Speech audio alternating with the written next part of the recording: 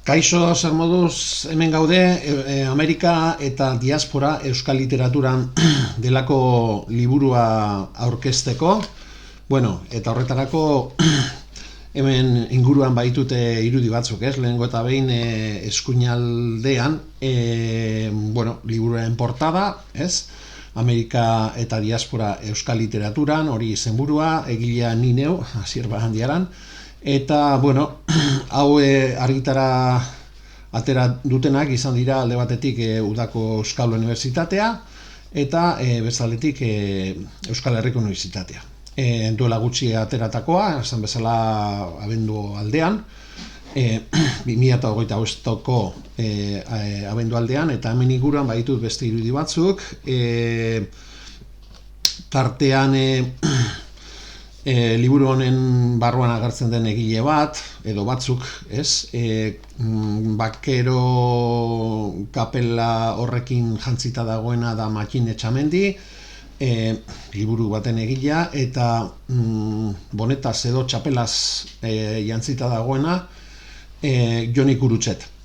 Goikaldean, Renon, 2023an egin zen mural bat daukagu, mural bat bere benetako neurrian 4 metroko altura zeukana eta luzera, ez naiz gogoratzen, 12 metro.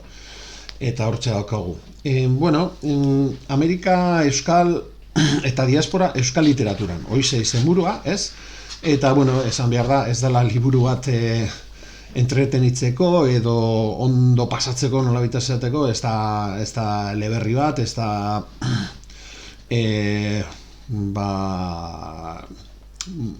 narrazio liburu bat edo ez da poesia.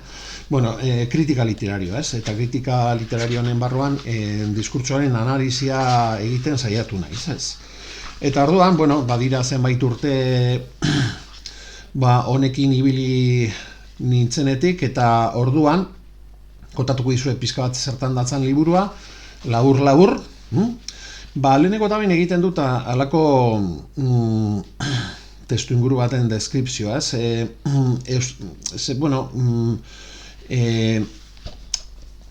Testu ingurua, eta horrekin batera baitare zehazten dut euskal literatura diodanean zer esan nahi duan, ez? Eta laburre esango dut, ez? Euskal literatura liburu honetan da euskaraz idazten den literatura. Hau da, euskaldunek euskaraz egin duten literatura. Ja, ez dut gehiago azalduko, baina, argi gera bedi hasieranetan, ez? Eta, euskaraz egiten den literaturan Amerika zer nolako Amerika zer nolako ezaugarriak dituen eta ikusteko nik uste dut argigarria dela hastea aztertzen ingelesez idatzi den literaturan euskal gaia nola agertzen den, ez? Horren azterketak egin izan dira, ez nik eginak, baina horien sintesi moduko bat egiten dut leheneko kapituluan, ez? Euskal gaia, 20. mendearen bukaera arteko ibilbidea mundu ingelesean, bai? Hori da lehenengo kapitula, hau da beste egileek tartean Laxaltek nola jorratzen duen euskal gaia, saietzen naiz erakusten, baina, esan bezala, bestelako azterketak egin izan dira, eta nire asmoa ez da hoiena baino sakonagoa egitea. Bigarren kapitulua, ez bakarrik ingelesez idatzi den literaturan, gaztelaniaz egin den literaturan, euskal gaia, euskal diaspora nola agertzen den ere saiatzen naiz sintetizatzen, ez? Eta hori dela eta besteak beste El otro árbol de Garnica, hau da euskal exiliatuei buruzko zera bat, ez? Historio bat.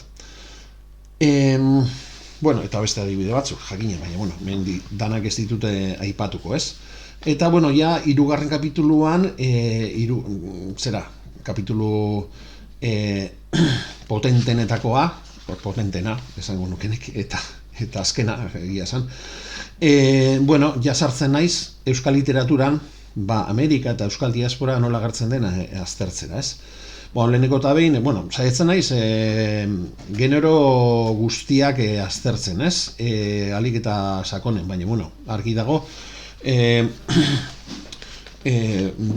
Ameriketarako emigrazioa, euskal diaspora eta horiek guztiak lehenengoz bertsolaritzan agertu zirela, ez? Eta, hori dela eta kapitulo honen hasieran bertsolaritza oso presente dago, ez? Bai bapatekoa eta bai bertsolaritza idatzia edo bertso paperak eta horiek oso presente daude, ez? Claro, bertsolaritza generoa kontuan hartzen baldin badugu, Amerika nola agertzen den aztertzeko, hor mugarri batzuk ikusten ditugu, ez? Ze Ameriketara emigratzeak suposatzen du bidaia bat egin behar dela, ez? Eta bidaia baino lehenago, nolabaiteko agurra esan behar diozu zure, herriari, zure familiari, zure gertuko pertsonei, maite dituzun hoiei, ez? Eta, emigrazio prozesu horretan hori batzutan oso presente eta oso modu intentso eta emotiboan agertzen da, ez? Hasierako agur hori, gero dator bidaia. Bidaia 20. mendearen erdirarte itsasuntziz egiten zen, eta hori bera askotan izaten da bertso askoren gaia. Bidai hori nola egiten zen, itsasuntziz askotan bidai horretan hainbat arazo zeuden, eta hori nola deskribatzen den, nola azaltzen den erakusten dut, ez?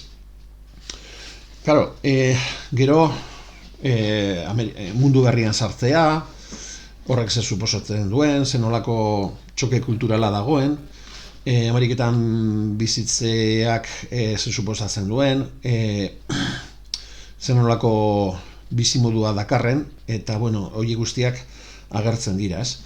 Eta, karo, horrek dakar, azkenean, euskaldunek badaukatela irudi bat Ameriketara joandako euskaldunena. Eta hori literaturan agertzen da. Eta literaturan agertzen da batzutan, askotan, euskaldunak hartzain joan garela, ez? Hori argi dago. 20. mendean zehar, Ameriketan hartzainen demanda handia egon izan da, eta, hor daukagun irudia, irudia da hartzainak izan garela, baina ez hori bakarrik. Ameriketara joteko beste arrazoi batzuk egon izan dira, ez? Kirolariak adibidez, ez? Alde batetik boxealariak edo jaialai players, edo jaialai, zesta punta jokalariak, eta, horiek ere, presente daude, euskal literaturan, ez? Ez hori bakarrik, Ameriketara ere, historian zehar, hurbileko historian zehar, euskaldun asko, erlijioso edo misiolari joan izan dira, ez? Ameriketara, eta hori da beste irudi bat daukaguna, eta euskal literaturaren agertzen da. Politikariak eta gizartekariak horiek ere presente egon izan dira, baita euskal literaturan ere, askotan Ameriketara joan izan dira, exiliatuak edo erbesteratuak izan direlako. Bestalde dauzkagu emakumeak. Sarritan oarkabean pasatu izan direnak, baina asko eta asko joan izan dira Ameriketara, jakina. Eta haien presentzia euskal literaturan saietzen naiz erakusten, ez? Eta bestalde kulturgileak, artistak eta barrez. Jakina, horrekin batera badaude euskeraz egindako zenbait autobiografia literario, ez? Eta horrek meritu handia dauka, ez? Nire ustez, batez ere dauzkagunak izan direlako pertsona batzuek eginak, eta pertsona horiek ez daukate euren burua idazletzat. Hor daukagu, alde batetik Mattin Etxamendi, eta bestaldetik daukagu Santos Recalde edo Deunoro. Autobiografia literario moduko batzuk egin izan dituzte, eta hor bete-betean Ameriketarako emigrazioa, euskal diaspora eta problematika horiek guztiak agertzen dira modu literario batean kontatuta, bai? Gero badaude egile kanonizatutako batzuk, eta artean Bernardo Atxaga,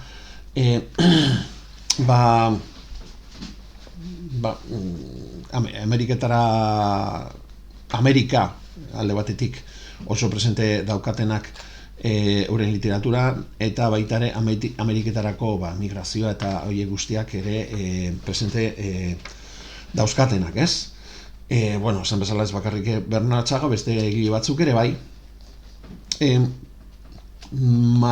Mattin Ugalderi azpiataltxo bat ere eskaintzen diogu, ze ez bakarrik Ameriketarako emigrazioa, erbesteratzea, exilioa, baita ere itzulera, hori da beste kontu bat, ez? Honekin lotuta dagoena, eta oso garrantzitsua dena, ez? Eta hori ere presenta dago bere literaturan.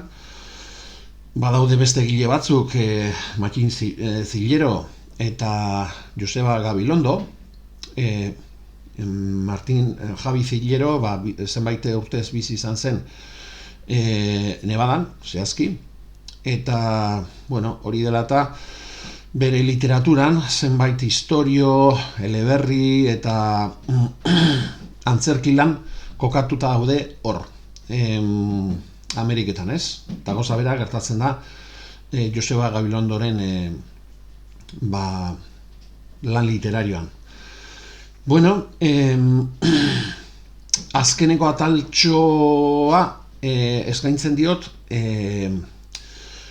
haur eta gazte literaturari. Izan ere, haur eta gazte literaturan ere presente dago Amerika eta Ameriketarako emigrazioa, ez? Eta hori, osasun literario baten seinale da, ze helduen literaturan agertzen bada Amerika, oso zentzuzkoa izango litzateke haur eta gazte literaturan ere agertzea, ez? Eta horren azterketa eskaintzen dut, esan bezala, Amerika eta diaspora euskal literaturan delako liburuan. Bukaeran zenbait ondorio ateratzen ditut, ez? Eta, hoize da liburua. UEUk bere webgunean badauka leku bat, badauka ataltxo bat liburu hau eskatu ahal izateko, eta,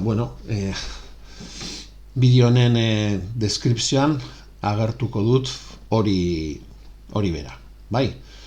Eskerrik asko, zuen arretagatik, eta hurrengo arte.